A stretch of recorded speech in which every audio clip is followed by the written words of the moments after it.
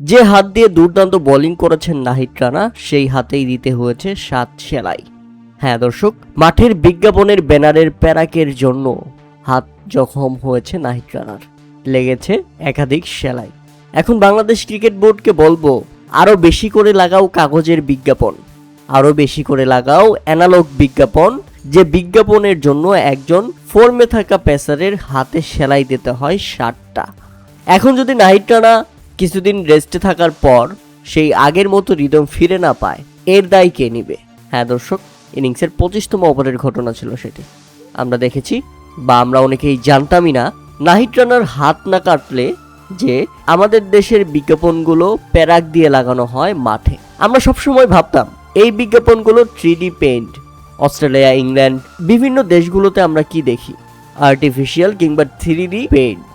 কিন্তু আমাদের দেশে বস্তা পচা সস্তা কিছু বিজ্ঞাপন ব্যবহার করা হচ্ছে, যারা এমনভাবে বিজ্ঞাপন ব্যবহার করছে, সেই বিজ্ঞাপন লাগানোর জন্য মাঠে প্যারাক ব্যবহার করা হচ্ছে।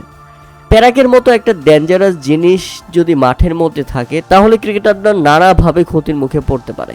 অথচ আমাদের হাজার কোটি টাকার ক্রিকেট বোর্ড 2026 সালে এসেও সেই মরণঘাতী প্যারাক এখনও ব্যবহার করছে ক্রিকেট মাঠে।